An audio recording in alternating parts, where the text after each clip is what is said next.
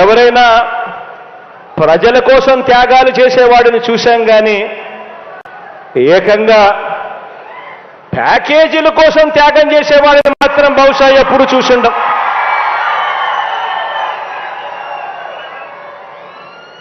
ప్యాకేజీల కోసం తన వారిని త్యాగాలు చేసే ఈ త్యాగాల త్యాగరాజును మాత్రమే చూసింటాం.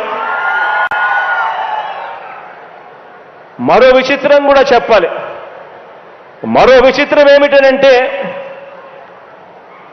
ఈ త్యాగాల త్యాగరాజు గురించి, ఈ దత్తపుత్రుడు గురించి మరో విచిత్రం ఏమిటనంటే రియల్ లైఫ్లో ఈ పెద్ద మనిషి ఏ భార్యతోనూ ముచ్చటగా కనీసం 3-4 సంవత్సరాలైనా కూడా కాపురం చేసి ఉండడు. ఈ మ్యారేజ్ ఇస్తారు.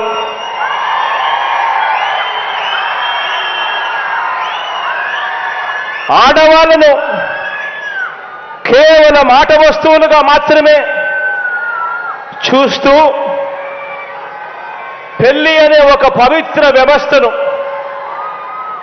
పెళ్లి అనే ఒక పవిత్ర సాంప్రదాయాన్ని మంటగలుపుతూ 4 ఏళ్లకోసారి పెళ్లి చేసుకోవడం, మళ్ళీ విడాకులు ఇచ్చేసేయడం, మళ్ళీ పెళ్లి చేసుకోవడం, మళ్ళీ విడాకులు ఇచ్చేసేయడం,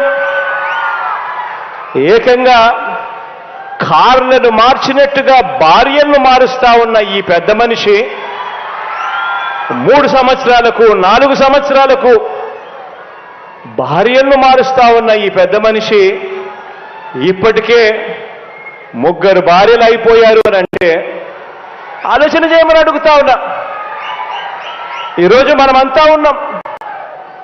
నాకైతే 2 ఆడపిల్లలు ఉన్నారు. మనమంతా కూడా ఆలోచన చేయాలి. మనకు చెల్లెళ్ళు ఉన్నారు, మన ఇళ్లలో ఆడబిడ్డలు ఉన్నారు. ఇలాంటి వాళ్ళు నాయకులు అవుతే, ఇలాంటి వాళ్ళు ముఖ్యమంత్రులు, ఎమ్మెల్యేలు అవుతే, ఇలాంటి వాళ్ళను ఇన్స్పిరేషన్గా తీసుకొని 4 ఏళ్లకు ఒకసారి 3 ఏళ్లకు ఒకసారి ఇదే మాదిరిగా ప్రతి ఒక్కరూ కూడా చేయడం మొదలు పెడితే నిజంగా మన ఆడబిడ్డల పరిస్థితి ఏమిటి, మన చెల్లెళ్ళ పరిస్థితి ఏమిటి, మన ఆడబిడ్డల పరిస్థితి ఏమిటి? ఇలాంటి పరిస్థితిని, ఇలాంటి కార్యక్రమాలు చేసే ఇలాంటి వారిని సమాజంలో, రాజకీయాలలో ఇలాంటి వారికి కనీసం ఓటు వేయడం కూడా ధర్మమేనా అని చెప్పి కూడా ఆలోచన చేయమని కోరుతా ఉన్నా.